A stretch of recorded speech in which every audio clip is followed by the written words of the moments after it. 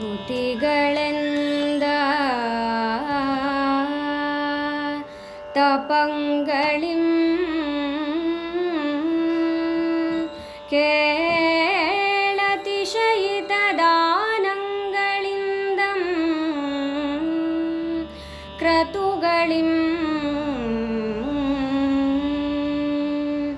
ಸಂಪನ್ನರೆನಿಸಿದ ಸಕಲ ಮಾನವರು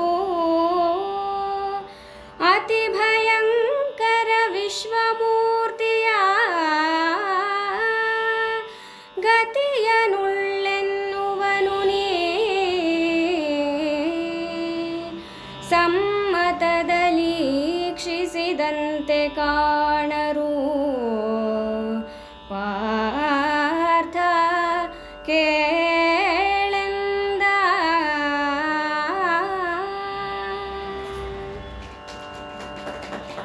ಕೇವಲ ವೇದಾಧ್ಯಯನ ಮಾಡೋದ್ರಿಂದ ಅಥವಾ ಕಠಿಣ ತಪಸ್ಸು ಮಾಡೋದ್ರಿಂದ ನನ್ನನ್ನು ಕಾಣಲಿಕ್ಕೆ ಸಾಧ್ಯ ಇಲ್ಲ, ನನ್ನನ್ನು ಪಡಿಲಿಕ್ಕೂ ಸಾಧ್ಯ ಇಲ್ಲ.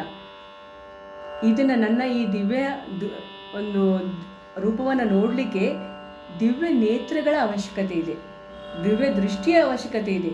ಆ ದಿವ್ಯ ನೇತ್ರ ದಿವ್ಯ ದೃಷ್ಟಿ ಬರೋದು ಹೇಗೆ? ಮನುಷ್ಯನಿಗೆ ತನ್ನ ಆತ್ಮಾವಲೋಕನ ಮಾಡಿ ಆ ಭಗವಂತನಲ್ಲಿ ತನ್ನನ್ನು ತಾನು ಅಪರಿಮಿತವಾಗಿ ಆ ಭಗವಂತನಲ್ಲೇ ತನ್ನನ್ನು ತಾನು ನೆಟ್ಸ್ಕೊಂಡ್ರೆ ಆಗ ಭಗವಂತನಿಗೆ ನಿನಗೆ ಕೊಟ್ಟಿರುವಂಥ ಈ ದಿವ್ಯ ದೃಷ್ಟಿ ಕೊಡಲಿಕ್ಕೆ ಸಾಧ್ಯ ಆಗುತ್ತೆ.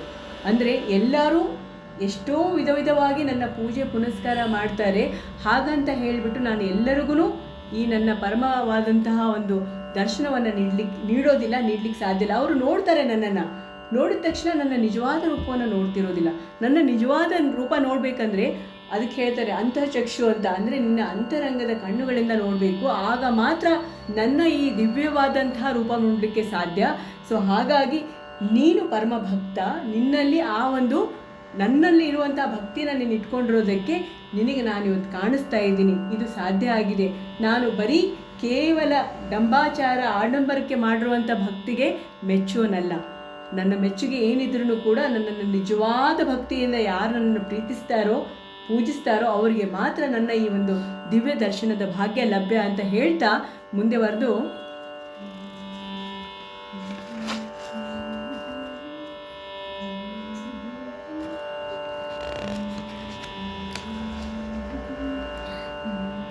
ಎಲೆ ಧನಂಜಯ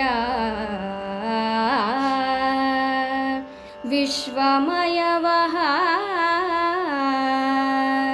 ನೆಲೆಯ ರೂಪಿನ ನಾನು ಪರರಿಗೆ ಚಲಿಸದ ಏಕಾಗ್ರತೆಯಲ್ಲಿರುತಿಹ ನಿಜ ಭಕುತಿಯಿಂದ ಹೊಲಬಿನಿಂದ ಅರಿಯಲು ಬಹೆನು ನಿರ್ಮಲತೆಯಿಂ ಕಾಣಲು ಬಹೆನು ನಿಜ ನೆಲೆಯ ಕೂಡಲು ವಶವಹೆನು ಕೇಳೆಂದನು ಅಸುರಾರಿ.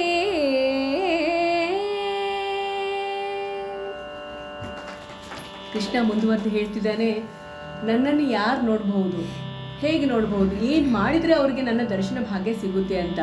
ಅದಕ್ಕೆ ಹೇಳ್ತಿದ್ದಾನೆ, ಏಕಾಗ್ರ ಚಿತ್ತದಿಂದ ಭಕ್ತಿಯ ಸೇವೆಯನ್ನು ಮಾಡ್ತಾ ಹೋದರೆ ನನ್ನನ್ನು ಸ್ವಲ್ಪದ್ರ ಮಟ್ಟಿಗೆ ಅರ್ಥ ಮಾಡ್ಕೊಳ್ಬೋದು. ಇವತ್ತು ನಾವು ಗೀತೆಯನ್ನೇ ನೋಡಿದ್ರೆ ಅದನ್ನು ನಾವು ಓದ್ತಾ ಹೋದಾಗಲೂ ಕೂಡ ಓದಿದಾಗೂ ನಮಗೆ ಹೊಸ ಹೊಸ ಅನುಭವಗಳು ಬರುತ್ತೆ. ಇವತ್ತು ಓದಿದ ಅರ್ಥ ನಾಳೆ ಅರ್ಥ ಆಗೋದಿಲ್ಲ, ನಾಳೆ ಓದಿದಾಗ ಮತ್ತೊಂದೇನೋ ಅರ್ಥ ಆಗುತ್ತೆ. ಅಂದರೆ ನಾವು ಎಷ್ಟು ಸರಿ ಅದನ್ನು ಓದ್ತೀವಿ ಅಷ್ಟು ಸರಿನೂ ಕೂಡ ನಮಗೆ ಇದೇನೋ ಹೊಸದಿದೆಯಲ್ಲ ಅಂತ. ಅಂದರೆ ಇವತ್ತಿನವರೆಗೂ ಎಂಥ ದೊಡ್ಡ ವಿದ್ವಾಂಸರಿಗೂ ನೀವು ಕೇಳಿ ಗೀತೆಯನ್ನು ಓದಿ ತಿಳ್ಕೊಂಡಿದ್ದೀರಾ ಅಂದರೆ ಇಲ್ಲ, ಇನ್ನೂ ತಿಳಿಬೇಕು ಅಂತ ಅಂತಾರೆ. ಅಂದರೆ ಎಷ್ಟೋ ಜನ್ಮಗಳನ್ನ ಎತ್ತಿದ್ರು ಬಹುಶಃ ನಮಗೆ ಅದರ ಒಂದು ಸಾರ ತಿಳಿಲಿಕ್ಕೆ ಸಾಕಾಗೋದಿಲ್ಲ. ಅಂದರೆ ನಮ್ಮ ಎಷ್ಟೇ ವಿದ್ವತ್ತಿರಲಿ ಅದು ಕಡಿಮೆನೇ. ಅದಕ್ಕೆ ಒಂದು ಮಾತಿದೆ, ಯಾಕಂದರೆ ನಾವು ನಮ್ಮಲ್ಲಿ ಹಿರಿಯರೆಲ್ಲ ಪ್ರತಿನಿತ್ಯ ಈ ಗೀತೆಯನ್ನು ಓದುವಂಥ ಪರಿಪಾಠ ಅಲ್ವಾ. ಬೆಳಗ್ಗೆ ಎದ್ದ ತಕ್ಷಣ ಒಂದು ಅಧ್ಯಾಯ ಆದರೂ ಓದಬೇಕಂತ ಕೂತ್ಕೊಂಡು ಓದುವಂಥದ್ದು ಒಂದು ಪದ್ಧತಿ ಇತ್ತು ಮುಂಚೆ. ಈಗಲೂ ಎಷ್ಟೋ ಮನೆಗಳಲ್ಲಿದೆ. ಕ್ರಮೇಣ ಅದು ನಶಿಸ್ತಾ ಇದೆ, ಅದು ಬೇರೆ ವಿಷಯ. ಬಟ್ ಆದರೂ ಹೆಚ್ಚಿನ ಮನೆಯಲ್ಲಿ ಇದನ್ನು ಒಂದು ಹಿರಿಯರಿದ್ದಲ್ಲಂತರೂ ಖಂಡಿತವಾಗಿ ನಡೀತಾ ಇದೆ. ಎಷ್ಟೋ ಸರಿ ನಾವು ನೋಡ್ತೀವಿ, ಬೆಡ್ ರಿಡನ್ ಇರ್ತಾರೆ, ಅಂಥದ್ರಲ್ಲಿ ಮೊಮ್ಮಕ್ಕಳು ಕೂತ್ಕೊಂಡು ಗೀತೆ ಓದಿ ಹೇಳ್ತಿರ್ತಾರೆ. ಅದು ನಾವು ಈ ನಮ್ಮ ನಾರ್ತಲ್ಲಿ ಅಂತೂ ತುಂಬ ಇದೆ ಈ ಪದ್ಧತಿ. ಅದಕ್ಕೆ ಒಂದು ಸರಿ ಒಬ್ಬ ಮನೆಯಲ್ಲಿ ಅಜ್ಜ ಮೊಮ್ಮಗ ಇದ್ದಂತೆ. ಈ ಅಜ್ಜ ದಿನಾ ಓದೋದು, ಏನು ಗೀತೆನ ದಿನಾ ಓದೋದಂತೆ. ಮೊಮ್ಮಗ ನೋಡ್ತಾನೆ, ಬೇರೆ ಬೇರೆ ಕತೆ ಪುಸ್ತಕಗಳಿರುತ್ತೆ ಅಲ್ವಾ, ಅದನ್ನ್ಯಾಕೆ ಓದೋದಿಲ್ಲ ನೀನು, ಬರೀ ಇದೊಂದು ಗೀತೆನ ಇಟ್ಕೊಂಡು ಕೂತ್ಕೊಂಡಿರ್ತೆ ಯಾವಾಗಲೂ, ದಿನಾ ಓದಬೇಕಾ, ಓದಿದ್ದಾನೆ ಓದಿ, ಎಷ್ಟು ಸರಿ ಓದಿದ್ಯಾ, ನಿನಗೆ ಎಷ್ಟು ವಯಸ್ಸು, 80 ವರ್ಷ ಇವಾಗ, 80 ವರ್ಷದಲ್ಲಿ ನೀನು ಎಷ್ಟು ಸರಿ ಓದಲಿಲ್ಲ, ಇದು ಇಷ್ಟು ಪುಟಾಣಿ ಪುಸ್ತಕ, ಇದು ಇರೋದು 18 ಅಧ್ಯಾಯ, ಎಷ್ಟು ಸರಿ ಓದ್ತೀಯಾ, ಎಕ್ಸಾಮ್ ಕೊಡ್ತಿದೀಯಾ ಅಂತ ಕೇಳಿದಂತೆ ಮೊಮ್ಮಗ. ಅದಕ್ಕೆ ಅಜ್ಜ ಏನೂ ಹೇಳಿಲ್ವಂತೆ. ಅಜ್ಜ ಹೇಳ್ತಾನಂತೆ, ಅಂದರೆ ಸರಿ ನಿನಗೆ ನಾನು ಇದನ್ನೇನಕ್ಕೆ ಓದ್ತೀನಿ ಅಂತ ಹೇಳೋದು ಆಮೇಲೆ ಆಯಿತು, ನನಗೊಂದು ಕೆಲಸ ಇದೆ, ನೀನು ಮಾಡಿಕೊಡ್ತೀಯಾ ಅಂತ. ಏನು ಹೇಳಪ್ಪ, ನಾನು ಮಾಡ್ತೀನಿ ಅಂತ. ಮೊಮ್ಮಗನಿಗೆ ಅಜ್ಜ ಜೊತೆ ಆಟ ಆಡಬೇಕಂತ ಆಸೆ, ಬಟ್ ಅಜ್ಜ ಓದ್ತಿದ್ದಾರೆ. ಅದಕ್ಕೆ ಈಗ ಒಂದು ಕೆಲಸ ಹೇಳಿದ್ಮೇಲೆ ಸರಿ ಖುಷಿಯಿಂದ ಹೇಳು ಅಜ್ಜ ಏನು ಮಾಡಬೇಕು ಅಂತ. ಅದಕ್ಕೆ ಅಜ್ಜ ಅಲ್ಲಿ ತೋರಿಸ್ತಾನಂತೆ, ಒಂದು ಬಕೆಟ್ ಇರುತ್ತೆ ಅಂತೆ. ಆ ಬಕೆಟು ಹೋಗಿ ಅಲ್ಲಿ ನೀರಿನ ಟ್ಯಾಂಕ್ ಇದೆಯಲ್ಲ, ಅದರಿಂದ ನೀರು ತುಂಬ್ಕೊಂಬಾ ನೀನು ಅಂತ. ಸರಿ ಅಂತ ಈ ಮೊಮ್ಮಗ ಹೋಗ್ತಾನಂತೆ, ಬಕೆಟ್ ನೋಡ್ತಾನಂತೆ, ಇಷ್ಟು ಕೊಳಕಾಗಿದೆ ಅದು, ಎಷ್ಟು ಕೊಳಕಂದರೆ ಅಷ್ಟು ಕೊಳಕು. ಅವನು ವಾಪಸ್ ಬಂದು ಹೇಳ್ತಾನಂತೆ, ಅಜ್ಜ ಇದರಲ್ಲಿ ನೀರೇನು ತೊಗೊಂಬರೋದು, ನಾನು ತೊಗೊಂಬರೋದಿಲ್ಲ, ಇದು ತುಂಬ ಕೊಳಕಾಗಿದೆ. ಅಜ್ಜ ಹೇಳ್ತಂತೆ, ಪರವಾಗಿಲ್ಲ ಕಣ, ಹೋಗಿ ತೊಗೊಂಬ ನೀನು ಅಂತ. ಸರಿ ಅಂತ ಈ ಹುಡುಗ ಹೋಗ್ತಾರಂತೆ, ಆ ಕೊಳಕು ಬಕೆಟನ್ನು ಅದು ಹಾಕ್ತಾನೆ ಟ್ಯಾಂಕಲ್ಲಿ, ನೀರು ತುಂಬುತ್ತೆ. ತೊಗೊಂಬರ್ತಾ ಇದ್ದಾನೆ, ನೋಡ್ತಾನೆ ಅದಕ್ಕೆಲ್ಲ ರಂಧ್ರಗಳು, ಅಯ್ಯೋ ನೀರೆಲ್ಲ ಸೋರ್ತಾ ಇದೆ. ಹಾಗೆ ತೊಗೊಂಬಂದಂತೆ ಅಜ್ಜ, ಮೊದಲನೇದಾಗಿ ಕೊಳಕು ಬಕೆಟು, ಅದರಲ್ಲಿ ರಂಧ್ರಗಳು, ಇಂಥದ್ರಲ್ಲಿ ನೀರು ತೊಗೊಂಬರ್ಲಿಕ್ಕೆ ಹೇಳ್ತಿದೀಯಾ, ಇದು ಯಾವ ನ್ಯಾಯ ಅಂತ. ಅಜ್ಜ ಹೇಳ್ತಂತೆ, ಪರವಾಗಿಲ್ಲ ಕಣೋ, ಅದು ನೀರೆಲ್ಲ ಹೋಯ್ತಾ ಮತ್ತೊಂದ್ಸರಿ ತೊಗೊಂಬ ಹೋಗು ಅಂತ. ಇದೇ ಥರ ಒಂದು 10-12 ಸರಿ ಪಾಪ ಹುಡುಗ ಹೋಗ್ತಾ ಇದ್ದಾನೆ, ನೀರು ತರ್ತಾ ಇದ್ದಾನೆ, ಆದರೆ ನೀರು ನಿಲ್ತಾ ಇಲ್ಲ, ರಂಧ್ರಗಳಿಂದ ಬಿದ್ದು ಹೋಗ್ತಾ ಇದೆ. ಅವನಿಗೂ ಕೋಪ ಬಂದು ಬಕೆಟ್ ಹಿಂಗೆ ಇಟ್ಬಿಡ್ತಾನಂತೆ, ನನ್ನಿಂದ ಆಗೋದಿಲ್ಲ, ಇನ್ನು ನಾನು ತೊಗೊಂಡು ಬರೋದಿಲ್ಲ ಅಂತ. ಆವಾಗ ಅಜ್ಜ ನಕ್ಕು ಹೇಳ್ತಾನಂತೆ, ಹೌದು ನೀನು ತೊಗೊಂಬರೋದು ಬೇಡ, ಆದರೆ ಬಕೆಟ್ ನೋಡು ಅಂತಾನಂತೆ. ನೋಡಿದ್ರೆ ಏನು, ಬಕೆಟ್ ತುಂಬ ಶುಭ್ರವಾಗಿತ್ತಂತೆ, ಶುದ್ಧವಾಗಿಬಿಟ್ಟಿತ್ತು. ಅದಕ್ಕೆ ಹೇಳ್ತಾನಂತೆ ಅಜ್ಜ, ನೋಡಿದ್ಯಾ ಕೊಳಕಾಗಿರುವಂಥ ಬಕೆಟು ಶುಭ್ರ ಆಯ್ತಲ್ಲ, ಹೇಗಾಯ್ತದು, ನೀನು ಅಷ್ಟು ಸರಿ ಹೋಗಿ ತಂದು ಮಾಡಿದ್ದಕ್ಕೆ ಅದರಲ್ಲಿರುವಂಥ ಕೊಳಕೆಲ್ಲ ಹೋಗಿ ಅದು ಶುದ್ಧ ಆಯಿತು. ಅದೇ ಥರ ನಾವು ಎಷ್ಟು ಸರಿ ಗೀತೆಯನ್ನು ಓದ್ತೀವಿ, ಅಷ್ಟು ಸರಿ ನಮ್ಮಲ್ಲಿರುವಂಥ ಕೊಳಕು ಹೋಗಿ ಅದು ಶುದ್ಧ ಆಗುತ್ತೆ. ಆವಾಗಲೇ ನಿಜವಾದ ಭಕ್ತಿ ಒಳಗಡೆ ಬರೋದು. 1 ಸರಿ ಓದಿದೆ, 2 ಸರಿ ಓದಿದೆ, ನನಗೆ ಗೀತೆ ಎಲ್ಲ ಗೊತ್ತಿದೆ ಅಂತಂದರೆ ಅವರಷ್ಟು ಮಹಾನ್ ಮೂರ್ಖರು ಮತ್ತೊಬ್ಬರು ಇಲ್ಲ. ಗೀತೆಯನ್ನು ಎಷ್ಟು ಸರಿ ಓದ್ತಿರೋ ಅಷ್ಟು ಸರಿ ನಾವು ಆಂತರಿಕವಾಗಿ ಶುದ್ಧರಾಗ್ತೀವಿ. ಅಷ್ಟೊಂದು ರಂಧ್ರಗಳು ಬೇಕು. ಓದಿದ್ದನ್ನು ಅರಗಿಸ್ಕೊಂಡು ನಮ್ಮ ಒಳಗಡೆ ಇರುವಂಥ ಈ ಭಾಂಡೆಯನ್ನು, ನಾವು ಹೇಳ್ತೀವಿ ಬಾಂಡ್ಲೆಯನ್ನು ಕ್ಲೀನ್ ಮಾಡಬೇಕು ಅಂದರೆ ಪದೇ ಪದೇ ಓದ್ತಾ ಇರಬೇಕು. ಈ ಒಂದು ನಿಟ್ಟಿನಲ್ಲಿ ಕೃಷ್ಣ ಹೇಳ್ತಾ ಇದ್ದಾನೆ, ನೀನು ನನ್ನನ್ನು ಅರ್ಥ ಮಾಡಿಕೊಂಡ್ರೆ ಮಾತ್ರ ನಾನು ನಿನಗೆ ನನ್ನ ನಿಜವಾದ ಸ್ವರೂಪವನ್ನು ತೋರಿಸ್ಲಿಕ್ಕೆ ಸಾಧ್ಯ ಆಗುತ್ತೆ. ಏನೇನು ಮಾಡಬೇಕು ಹಾಗಾದರೆ? ಗೀತೆಯನ್ನು ಓದೋದು ಒಂದಾಯಿತು, ಜೊತೆಗೆ ನನ್ನನ್ನು ಎಷ್ಟೊಂದು ಭಕ್ತಿಯಿಂದ ನೀನು ಪೂಜಿಸ್ತೀಯಾ, ಅದೇ ರೀತಿಯಾಗಿ ಕೆಲವೊಂದು ವ್ರತಗಳು, ಅದರಲ್ಲೂ ಕೃಷ್ಣ ಹೇಳ್ತಾನೆ, ಜನ್ಮಾಷ್ಟಮಿಯಂದು ಕೃಷ್ಣ ಪಕ್ಷ ಶುಕ್ಲ ಪಕ್ಷದಲ್ಲಿರುವಂಥ ಏಕಾದಶಿಗಳನ್ನು ನಿಯಮಿತವಾಗಿ ಮಾಡಿದರೆ ಖಂಡಿತವಾಗಿಯೂ ನಿನಗೆ ನನ್ನ ಒಲುಮೆ ಇರುತ್ತೆ, ನನ್ನ ಒಂದು ದರ್ಶನ ಭಾಗ್ಯ ಇರುತ್ತೆ.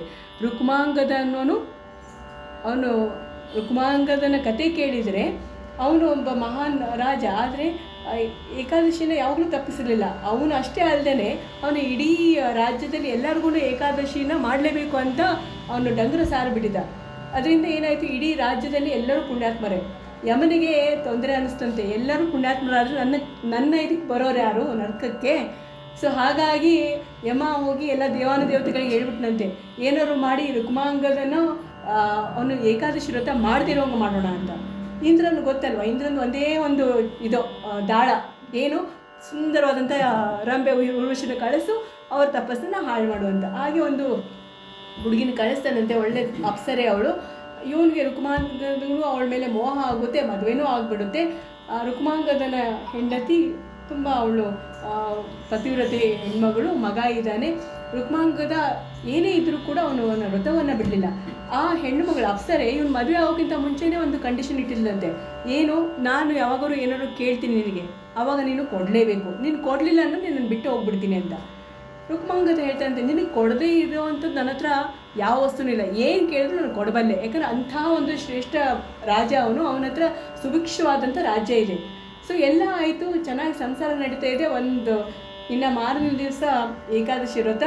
ಆವಾಗ ಡಂಗೂರ ಸಾರ್ತಾ ಇದೆ. ಅದಕ್ಕೆ ರುಕ್ಮಾಂಗದ ಹೇಳ್ತಾನಂತೆ, ಇಲ್ಲ ನಾನು ಹೋಗಬೇಕು, ನನಗೆ ವ್ರತ ಇದೆ ನಾಳೆ, ನಾನು ಉಪವಾಸ. ಆವಾಗ ಇವಳು ಅಪ್ಸರೆ ಹೇಳ್ತಾಳಂತೆ, ನೋಡು ನೀನು ಅವಾಗ ನನಗೆ ಮಾತು ಕೊಟ್ಟಿದ್ದೆ. ಏನು ಮಾತು ಕೊಟ್ಟಿದ್ದೆ? ನಾನು ಕೇಳಿದ್ದನ್ನು ನೀನು ಕೊಡ್ತೀಯ ಅಂತ. ನನಗೆ ಇವಾಗ ಬೇಕು. ಏನು ಬೇಕು? ನಾಳೆ ನೀನು ನನ್ನ ಜೊತೆ ಊಟ ಮಾಡಬೇಕು. ಊಟ ಹೇಗೆ ಮಾಡಲಿಕ್ಕಾಗುತ್ತೆ ಏಕಾದಶಿ ದಿವಸ? ಇವಳು ಹೇಳ್ತಾಳೆ, ನನ್ನ ಕಂಡೀಷನ್ ಇದು, ನೀನು ಕೊಡ್ತೀನಿ ಅಂತ ಹೇಳಿದ್ದಲ್ವ, ಕೊಡು ನನಗೆ, ಇದನ್ನು ನನಗೆ ಬೇಕಾಗಿರೋದೇ ಈ ವಾರ, ನೀನು ನಾಳೆ ನನ್ನ ಜೊತೆ ಊಟ ಮಾಡಬೇಕು ಅಂತ. ಅವಾಗ ಅವನು ಹೇಳ್ತಂತೆ, ಸಾಧ್ಯನೇ ಇಲ್ಲ, ಏಕಾದಶಿ ವ್ರತವನ್ನು ನಾನು ಏನು ಬೇಕಾದ್ರೂ ತಪ್ಪಿಸಬಲ್ಲೆ, ಆದರೆ ಏಕಾದಶಿ ವ್ರತವನ್ನು ತಪ್ಪಿಸ್ಲಿಕ್ಕೆ ಸಾಧ್ಯ ಇಲ್ಲ. ಅವಾಗ ಅವಳು ಹೇಳ್ತಾಳಂತೆ, ಹಾಗಾದರೆ ನಿನ್ನ ಮಗನ ಶಿರವನ್ನು ಕೊಡು ನನಗೆ ಅಂತ. ಅವನಿಗೆ ಅಳುಕು ರುಕ್ಮಾಂಗದನಿಗೆ, ನನ್ನ ಮಗನ ಕೊಡ್ಬೋದಾ ಅಂತ. ಮಗ ಅಷ್ಟೇ ಅವನು ಭಕ್ತಿ ಪ್ರಧಾನವಾದಂಥವನು. ಅವನಿಗೆ ಬಂದು ಹೇಳ್ತಂತೆ, ಅಪ್ಪ ಹರಿ ಇರುವಾಗ ನೀನು ಯಾಕೆ ಯೋಚನೆ ಮಾಡ್ತೀಯಾ? ಹರಿ ಚಿತ್ತ ಹೆಂಗಿದೆ ಹಾಗೆ, ನಾನು ಹೋಗಲೇಬೇಕಂದ್ರೆ ಹರಿಪಾದಕ್ಕೆ ಹೋಗ್ತೀನಿ, ನನ್ನನ್ನು ಕೊಟ್ಟುಬಿಡು ಅಂತ. ಅಂದರೆ ನೋಡಿ, ಆ ಭಕ್ತಿ ಅನ್ನುವಂಥದ್ದು ಮನಸ್ಸಿನಲ್ಲಿ ಇದ್ದಾಗ ಯಾರು ಏನನ್ನು ಕಸ್ಕೊಳ್ಳಿಕ್ಕೆ ಸಾಧ್ಯ ಇಲ್ಲ. ಅಂದರೆ ನಾವು ವಿಷ್ಣುವಿನಲ್ಲಿ, ಹರಿಯಲ್ಲಿ, ಕೃಷ್ಣನಲ್ಲಿ ನಮ್ಮನ್ನು ನಾವು ಸಮರ್ಪಿಸಿಕೊಂಡಾಗ ಆ ಕೃಷ್ಣನ ಮೇಲೆ ಬಿಟ್ಟು ಬಿಡಬೇಕು. ಅವನಿಗೆ ಏನು ಸರಿ ಅನಿಸುತ್ತೆ ಅದನ್ನು ಮಾಡಿಬಿಡ್ತಾನೆ ಅವನು. ನಾನು ಆಗಬಾರ್ದು ಅಂದರೆ ಅದು ನಿಲ್ಲೋದಿಲ್ಲ, ಆಗಬೇಕು ಅಂದರೂ ಆಗೋದಿಲ್ಲ. ಯಾಕಂದರೆ ಹರಿಚಿತ್ತ ಒಂದಿರುವಾಗ ನಾನು ಮಾಡಲಿಕ್ಕೆ ನಾನು ಯಾರು, ಮಾಡಿಸ್ಕೊಳ್ಳಿಕ್ಕೆ ನಾನು ಯಾರು, ಎರಡೂ ನನ್ನ ಕೈಯಲ್ಲಿಲ್ಲ. ಹಾಗಿರುವಾಗ ಆಗೋದೆಲ್ಲ ಆಗ್ತಾ ಇರುತ್ತೆ, ಆಗೋದೆಲ್ಲ ಒಳ್ಳೆಯದಕ್ಕಾಗುತ್ತೆ ಅಂತ ಹೇಳಿಬಿಟ್ಟು, ಎಲ್ಲವೂ ಕೃಷ್ಣಾರ್ಪಣಮಸ್ತು ಅಂತ ಹೇಳಿಬಿಟ್ಟು ಕೃಷ್ಣನಲ್ಲಿ ನಮ್ಮನ್ನು ನಾವು ಶರಣಾಗತಿಯಾಗಿ ಬಿಟ್ಟು ಬಿಡಬೇಕು. ಇದನ್ನೇ ಕೃಷ್ಣ ಪರಮಾತ್ಮ ಹೇಳ್ತಾ ಇರೋದು ಅರ್ಜುನನಿಗೆ. ಏನು ಅಂದರೆ, ನನ್ನ ಈ ರೂಪವನ್ನು ನೀನು ಕಾಣಬೇಕಂದ್ರೆ ನನ್ನ ವ್ರತಗಳನ್ನು ಮಾಡು, ನನ್ನಲ್ಲಿ ನಿನ್ನನ್ನು ಐಕ್ಯತೆ ಮಾಡಿಕೊ, ನನ್ನಲ್ಲಿ ನೀನು ಶರಣಾಗತಿಯಾಗು, ನನ್ನಲ್ಲಿ ನಿನ್ನನ್ನು ಬಿಟ್ಟುಬಿಡು. ನಿನಗೇನು ಒಳಿತು ಕೆಡುಕು ಮಾಡಬೇಕೋ ಅದು ನನಗೆ ಬಿಟ್ಟಿರೋದು. ನಿನಗೆ ಬೇಕಾಗಿರೋ ಸಂದರ್ಭದಲ್ಲಿ ಏನು ಬೇಕೋ ಅದು ನಾನು ಮಾಡ್ತೀನಿ, ನೀನು ಅದ್ರ ಬಗ್ಗೆ ಯೋಚನೆ ಮಾಡೋದು ಬೇಡ. ಅದಕ್ಕೆ ಹೇಳ್ತಾರೆ, ಕರ್ಮ ಮಾಡೋದು ನಿನ್ನ ಕೆಲಸ, ಫಲ ಕೊಡೋದು ನನ್ನ ಕೆಲಸ. ಹಾಗಿರುವಾಗ ಈ ಯೋಚನೆ ಬಿಟ್ಟುಬಿಡು ಅಂತ ಹೇಳಿಬಿಟ್ಟು ತನ್ನ ಈ ಅತ್ಯಂತ ಸುಂದರವಾದಂಥ ರೂಪವನ್ನು ತೋರಿಸಿ, ಈ ರೂಪ ಯಾರ್ಯಾರಿಗೆ ಕಾಣಿಸ್ಬಹುದು ಅನ್ನೋದನ್ನು ಕೃಷ್ಣ ಪರಮಾತ್ಮ ಅತ್ಯಂತ ಸುಂದರವಾಗಿ ಈ ಪದ್ಯದಲ್ಲಿ ಹೇಳಿಕೊಟ್ಟಿದ್ದಾರೆ, ತೋರಿಸ್ಕೊಟ್ಟಿದ್ದಾರೆ. ಹಾಗೆ ಮುಂದಿನ ಪದ್ಯದಲ್ಲಿ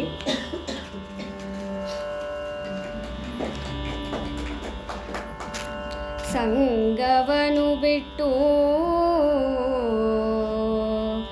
ಅಖಿಳ ಸತ್ಕರ್ಮಗಳನ್ನು ನನಗರ್ಪಿಸುತ್ತ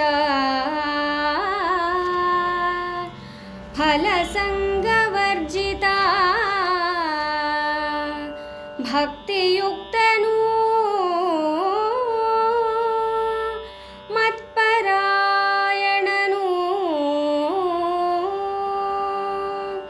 ಹಿಂಗದೆಯನ್ನೊಳಗಿರ್ಪ ಅಖಿಲ ಭೂತಗಳಲ್ಲಿ ನಿರ್ವೈರಿಯಾದವನಂಗ ಕೇಳೈ ಎನ್ನನೈದುವನೆಂದನು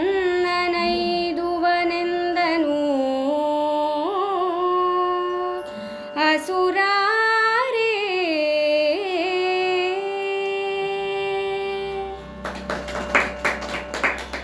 ಹಾಗೆ ಮುಂದುವರೆದು ಹೇಳ್ತಿದ್ದಾನೆ ಕೃಷ್ಣ, ಪ್ರಿಯ ಅರ್ಜುನ, ಕಾಮ್ಯಕರ್ಮದ ಮತ್ತು ಊಹಾತ್ಮಕ ಚಿಂತನೆಗಳ ಕಲ್ಮಶದಿಂದ ಮುಕ್ತರಾಗಿ ಯಾರು ನನ್ನ ಪರಿಶುದ್ಧ ಭಕ್ತಿ ಸೇವೆಯಲ್ಲಿ ತೊಡಗಿರ್ತಾರೋ, ಯಾರು ನನಗಾಗಿ ಕರ್ಮಗಳನ್ನು ಮಾಡುತ್ತಾರೋ, ನನ್ನನ್ನು ಬದುಕಿನುದ್ದಕ್ಕೂ ನೆನೆಸ್ಕೊಳ್ತಾರೋ ಅವರಿಗೆ ನಾನು ಯಾವಾಗಲೂ ನನ್ನ ಆಶೀರ್ವಾದ ಇದ್ದೇ ಇರುತ್ತೆ. ಹಾಗಂತಂದಾಗ ಇನ್ನೊಂದು ಯೋಚನೆ ನಮ್ಗೆ ಬರುತ್ತೆ. ಹೌದು, ಕಂಸ ಅವನ ಮಾವ ಕೃಷ್ಣ ಹುಟ್ಟಿದಾಗಿಂದನೂ ಕಂಸ ಸಾಯೋವರೆಗೂ ಕೃಷ್ಣನ ಪ್ರತಿದಿನ ನೆನೆಸ್ಕೊಂಡಿದ್ದಾಯಿತು. ಕ್ಷಣ ಕ್ಷಣವೂ, ಯಾಕೆ ಕೃಷ್ಣ ಹುಟ್ಟಿದ ತಕ್ಷಣವೇ ಅವನು ಶುರುವಾಯಿತು ಕೃಷ್ಣನನ್ನು ಹೇಗೆ ಕೊಲ್ಲಬೇಕು ಅಂತ. ಅವನ ಉಸಿರಲ್ಲೂ ಕೃಷ್ಣನೇ ಇದ್ದಿದ್ದು. ಹಾಗಿದ್ರೂ ಕೂಡ ಅವನು ರಾಕ್ಷಸನೇ ಅಲ್ವಾ, ಹಾಗಿದ್ರೂ ಕೂಡ ಅವನ ಹತನಾದ, ಹಾಗಿದ್ರೂ ಕೂಡ ಕೃಷ್ಣ ಅವನನ್ನು ಸಂಹಾರ ಮಾಡಿದ. ಅಂದರೆ ಕೃಷ್ಣ ಸ್ತುತಿನ ನಾವು ಮಾಡ್ತಾ ಇರಬೇಕು. ಆದರೆ ಕೃಷ್ಣ ಸ್ತುತಿಯನ್ನು ಮಾಡಬೇಕಾದ್ರೆ ಯಾವ ವಿಧವಾಗಿ ಮಾಡ್ತೀವಿ, ಅದಕ್ಕೆ ಸಕಾರಾತ್ಮಕ ಮತ್ತು ನಕಾರಾತ್ಮಕ ಅಂತ ಇರುವಾಗ ಕಂಸನ ಸ್ತುತಿ ನಕಾರಾತ್ಮಕವಾಗಿತ್ತು. ಅಂದರೆ ನಾವು ಎಷ್ಟೋ ಸರಿ ಕೃಷ್ಣನನ್ನು ಬೇಡ್ಕೊಳ್ಳೋದಕ್ಕೇ ಕೃಷ್ಣ ಸ್ತುತಿ ಮಾಡ್ತೀವಿ. ಎಲ್ಲ ಆಡಂಬರ, ಹೂವು, ಹಣ್ಣು, ನೈವೇದ್ಯ, ಮತ್ತೊಂದು ಇನ್ನೊಂದು ಎಲ್ಲವೂ ನಾವು ಮಾಡೋದೇನು, ನಾನಿಷ್ಟು ಪೂಜೆ ಮಾಡ್ತಿದ್ದೀನಿ ಭಗವಂತ, ನನಗೆ ಪ್ರಮೋಷನ್ ಬೇಕು, ನನ್ನ ಮಕ್ಕಳು ಈ ಥರ ಆಗಬೇಕು, ನನಗೆ ಇನ್ನೊಂದು ಬೇಕು, ನನ್ನ ಮನೆ ಆಗಬೇಕು, ಇವೆಲ್ಲ ನಾವು ಅಪೇಕ್ಷೆಗಳನ್ನ ಇಟ್ಕೊಂಡು ಭಗವಂತನಿಗೆ ನಾವು ಏನೇ ಅರ್ಪಿಸಿದರೂ ಕೂಡ ಭಗವಂತನಿಗೆ ಗೊತ್ತಾಗೋದಿಲ್ವೇ ಅದು? ನನ್ನ ಪೂಜೆಯನ್ನು ನೀವು ಮಾಡ್ತಾ ಇರೋದು ನನ್ನ ಭಕ್ತಿಗಾಗಿಯೋ ಅಥವಾ ನಿಮ್ಮ ನಿರೀಕ್ಷೆಗಾಗಿಯೋ ಅಂತ. ಸೊ ಹಾಗಿರಬಾರ್ದು. ಅದಕ್ಕೆ ಭಗವಂತ ಹೇಳ್ತಾನೆ, ನಿನ್ನ ಕೆಲಸ ನೀನು ಮಾಡು, ನಿನ್ನ ಕರ್ತವ್ಯ ನೀನು ಪೂರೈಸು, ಅದಕ್ಕೆ ಕೊಡುವಂಥ ಫಲನ ನಾನು ಕೊಟ್ಟೇ ಕೊಡ್ತೀನಿ. ಆದರೆ ನೀನು ನಕಾರಾತ್ಮಕವಾಗಿ ನಾಸ್ತಿಕನಾಗಿ ನನ್ನನ್ನು ಬೇರೆ ರೀತಿಯಲ್ಲಿ ನೆನೆಸ್ಕೊಂಡ್ರೂ ನನಗೆ ಪ್ರಯೋಜನ ಇಲ್ಲ. ಆದರೂ ಕೂಡ ಕಂಸ ಅಷ್ಟೆಲ್ಲ ವರ್ಷ ಕೃಷ್ಣನನ್ನು ನೆನೆಸ್ಕೊಳ್ಳೋದಕ್ಕೆ ಕೊನೆಗೆ ಹೋಗಿದ್ದು ಮೋಕ್ಷ ಅಲ್ವಾ, ಮುಕ್ತಿ. ಕೃಷ್ಣನಲ್ಲೇ ಅವನು ಸೇರ್ಕೊಂಡಿದ್ದು. ಅಂದರೆ ಪ್ರತಿ ರಾಕ್ಷಸನೂ ಕೂಡ ಕೃಷ್ಣನನ್ನು ಸ್ತುತಿಸಿದ ಹೌದು, ಆದರೆ ನಕಾರಾತ್ಮಕವಾಗಿ. ಆದರೆ ಏನೇ ಆದರೂ ಕೂಡ ಕೊನೆಗೆ ಸೇರಿದ್ದು ಕೃಷ್ಣನಲ್ಲಿಗೆ. ಅಂದರೆ ನಾವು ಕೃಷ್ಣನ ಪರಮ ದಿವ್ಯ ಒಂದು ದರ್ಶನವನ್ನು ಪಡೆದಾಗ, ನಾವು ಸಕಾರಾತ್ಮಕವಾಗಿ ಸ್ತುತಿಯನ್ನು ಮಾಡಿದಾಗ ನಮಗೆ ನಿಜವಾಗಲೂ ಆ ಒಂದು ಅದಮ್ಯವಾದಂತಹ ಚೇತನ, ಸಂತೋಷ ಮತ್ತು ಮನಸ್ಸಿನಲ್ಲಿ ಒಂದು ಉತ್ಸಾಹ ಇದ್ದೇ ಇರುತ್ತೆ. ಕೃಷ್ಣನ ನೀವು ಹೋಗಿ ನೋಡಿ ಒಂದ್ಸರಿ ನೋಡಿದಾಗ, ಆ ಭವ್ಯ ರೂಪವನ್ನು ನೋಡಿದಾಗ ಎಲ್ಲೋ ಒಂದು ಉಲ್ಲಸಿತ ಆಗುತ್ತಲ್ವ ಮನಸ್ಸು, ಹೂ ಅರಳಿದಂಗೆ ಅರಳುತ್ತೆ. ಯಾಕಂದರೆ ಏನು ನಮ್ಗೆ ಗೊತ್ತಿಲ್ಲದೇ ಆಹಾ ಅಂತ ಅಂದ್ಬಿಡ್ತೀವಿ. ಯಾಕಂದರೆ ಅಷ್ಟು ಕೃಷ್ಣ ಸಂತೋಷ ಕೊಡುವಂತಹ ಒಂದು ಆ ಪ್ರತಿಭೆನೇ ಅಷ್ಟು ಸುಂದರ ಅಂತ ಅನ್ಬೋದು. ಸೊ ಇಂತಹ ಕೃಷ್ಣನ ಒಂದು ನಮಗೆ ತೇಜಸ್ಸು ಅಥವಾ ಕೃಷ್ಣನ ಒಂದು ಭವ್ಯತೆ ನಮಗೆ ಬೇಕು, ಆ ದರ್ಶನ ಬೇಕು ಅಂದರೆ ನಾವು ಕೃಷ್ಣನ ಸ್ತುತಿಯನ್ನು ಅತ್ಯಂತ ನಿಷ್ಕಲ್ಮಶ ಭಾವದಿಂದ ಮಾಡಿದರೆ ಖಂಡಿತವಾಗಿಯೂ ನಮಗೆ ಕೃಷ್ಣ ದೊರಕುತ್ತಾನೆ. ಅಂದರೆ ಕೃಷ್ಣ ಹೇಳ್ತಾನೆ, ಯಾವುದೇ ಕಾರಣಕ್ಕೂ ನೀವು ನನ್ನನ್ನು ಅನನ್ಯವಾಗಿ ಪೂಜಿಸಿ, ಪ್ರೀತಿಸಿ, ಆರಾಧಿಸಿ, ಯಾವ ಅಪೇಕ್ಷೆಗಳನ್ನು ಇಟ್ಕೊಳ್ಬೇಡಿ. ನಿಮ್ಮ ಅಪೇಕ್ಷೆಗೆ ನನಗೆ ಗೊತ್ತೇ ಇದೆ, ನಾನು ಅದನ್ನು ಪೂರೈಸ್ತೀನಿ. ಈ ನಿಟ್ಟಿನಲ್ಲಿ ಆ ಕೃಷ್ಣ ತನ್ನ ಇಡೀ ಆ ವಿರಾಟ ರೂಪ, ವಿಶ್ವರೂಪವನ್ನು ತ್ಯಜಿಸಿ ತನ್ನ ಸುಂದರವಾದಂತಹ ಮೋಹಕ ರೂಪ ವಿಷ್ಣು ರೂಪವನ್ನು ತೋರಿಸಿ ಮತ್ತೆ ಕೃಷ್ಣನಾಗಿ ಅರ್ಜುನನಿಗೆ ಹೇಳ್ತಾ ಇದ್ದಾನೆ. ಈ ಎಲ್ಲ ರೀತಿಯಾಗಿ ಇಲ್ಲಿಗೆ ಈ ಒಂದು 11ನೇ ಅಧ್ಯಾಯದಲ್ಲಿ ನಾವು ನೋಡಿರೋದೇನೆಂದರೆ, ಎಲ್ಲರಿಗೂ ತಾನು ಹೇಗೆ ಬೇಕೋ ಆ ರೀತಿಯಲ್ಲಿ ನಾನು ತೋರಿಸ್ಕೊಡ್ತೀನಿ ಅಂತ ಹೇಳ್ತಾ ಇಡೀ ಈ ಒಂದು ಅಧ್ಯಾಯದ ಮೂಲ ಏನಪ್ಪ ಅಂತಂದರೆ, ಕೃಷ್ಣ ರೂಪವು ಅಗತ್ಯ ಮತ್ತು ಪರಮವಾದದ್ದು. ಅಂದರೆ ಕೃಷ್ಣ ರೂಪ ನಮಗೆ ಹೀಗೆ ಕೃಷ್ಣ ನೋಡಲಿಕ್ಕೆ ಇಷ್ಟ. ಅವನು ವಿರಾಟ ರೂಪದಲ್ಲಿ ಅಥವಾ ಅವನು ವಿಶ್ವರೂಪದಲ್ಲಿ ನೋಡೋದಕ್ಕಿಂತ ನಾವು ಕೃಷ್ಣನಾಗಿ ನೋಡಲಿಕ್ಕೆ ಅತ್ಯಂತ ಖುಷಿ ಪಡ್ತೀವಿ, ಸಂತೋಷ ಪಡ್ತೀವಿ. ಸೊ ಈ 11ನೇ ಅಧ್ಯಾಯದಲ್ಲಿ ನಾವು ಇಲ್ಲಿವರೆಗೂ ಕೂಡ ಹೇಗೆ ವಿಶ್ವರೂಪ ನಿರ್ಮಾಣ ಆಯಿತು, ಯಾಕಾಯಿತು, ಯಾರಿಂದ ಆಯಿತು, ಮತ್ತು ಹೇಗೆ ಅದನ್ನು ಪ್ರಸ್ತುತಪಡಿಸಿದ ಕೃಷ್ಣ ಅಂತ ಹೇಳಿ, ಹಾಗೆ ಅರ್ಜುನನ ಬಗ್ಗೆ ಮತ್ತು ನಮ್ಮ ಒಂದು ಕಾರ್ಯಕ್ಷಮತೆ ಇರ್ಬೋದು, ನಮ್ಮ ಕರ್ತವ್ಯಗಳ ಬಗ್ಗೆ ಅತ್ಯಂತ ಸೂಕ್ಷ್ಮವಾಗಿ ಈ ಒಂದು ವಿಶ್ವರೂಪ ಅಧ್ಯಾಯದಲ್ಲಿ ಅತ್ಯಂತ ಸುಂದರವಾಗಿ ಕೃಷ್ಣ ಪರಮಾತ್ಮ ನಮಗೆ ಇಲ್ಲಿ ತೋರಿಸಿಕೊಟ್ಟಿದ್ದಾನೆ ಅಂತ ಹೇಳ್ತಾ ಇವತ್ತಿನ ಈ ವಾಚನ ವ್ಯಾಖ್ಯಾನವನ್ನು ಮುಗಿಸ್ತಾ ಇದ್ದೀವಿ. ನಮ್ಮನ್ನು ಕೇಳಿದ್ದೀರಾ, ಏನಾದರೂ ತಪ್ಪು ಲೋಪದೋಷಗಳಾಗಿದ್ದರೆ ಕ್ಷಮೆ ಇರಲಿ ಅಂತ ಕೇಳ್ತಾ ನಾವು ಈ ಅಧ್ಯಾಯವನ್ನು ಮುಗಿಸ್ತಾ ಇದ್ದೀವಿ. ಸರ್ವೇ ಜನಾಃ ಸುಖಿನೋ ಭವಂತು, ಸಮಸ್ತ ಸನ್ಮಂಗಲಾನಿ ಭವಂತು.